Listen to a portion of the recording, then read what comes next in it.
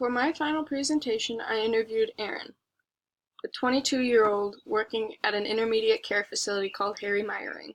Harry Meyering has 3 intermediate care facilities where adults with developmental disabilities live in home settings specifically designed to ensure safety and create an atmosphere to promote learning and interaction, and she has worked for them since October 2018. I asked Aaron a series of questions to learn about what it is like to work with individuals with disabilities. The first question I asked was, how many people do you care for? She helps care for 6 individuals, 4 men and 2 women with varying levels of disabilities. Next, I asked her what type of illnesses do the people you care for have.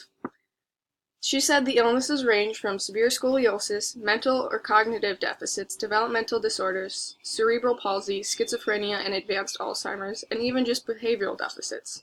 The clients each have a long list of different disorders that affect them in many ways. The next question I asked Aaron was, what is your role in caregiving for them? She responded, I help my individuals with activities of daily living, personal cares, finances, outings, and I pass medication. I also check their vitals 2 times a month and their weights 4 times a month.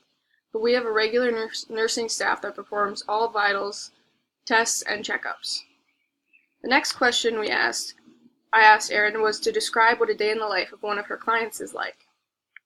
She said they wake up, they go to work, they come home, they do their scheduled programs, such as money management, setting the table, clearing the table, or washing their hands, etc.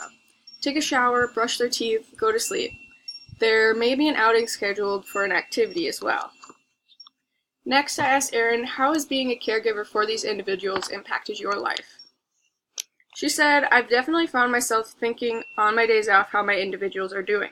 I pick up a lot more shifts than necessary just because I care for my individuals that much. Sometimes on a day off, I will come into work just to hang out and take my individuals shopping or something just because it really isn't a job to her. It is more than that. The next question I asked Erin was, how does the progression of the illnesses affect your relationships? She said, this actually hits fairly close to home because one of the individuals was recently hospitalized with pneumonia. It definitely causes us staff to work a lot harder and to take a step back and realize why we are all here. I think it hits hard at first, but overall a positive impact on my relationships. It really gives me a chance to step back and reevaluate. The next question I asked Erin was, how have your communication skills changed since working with these individuals? She responded, 4 of my individuals are nonverbal and 2 are verbal with repetitive speech patterns.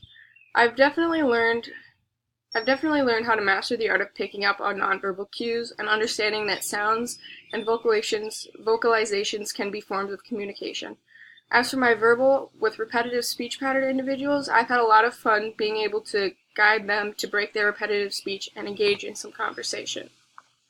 And the last thing I asked Erin was to tell me her favorite story about a milestone she's reached with one of her clients. And she said, the story involves one of my individuals with repetitive speech patterns. He always says, done, when his daily scheduled walk to strengthen his gait is finished.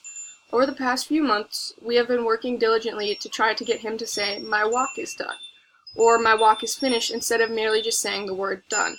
Now my individual is able to say both of those sentences with no prompting from staff and is even able to sign the word finished when he says, my walk is finished. So all in all, after talking to Erin, I learned a lot. I learned that caretaking is not what it seems and that it is a very personal job. Taking care of people who cannot take care of themselves is something not everyone has the opportunity to do, but should. Erin insists it is the most rewarding job she has had so far. She and I hope others can see it the same way.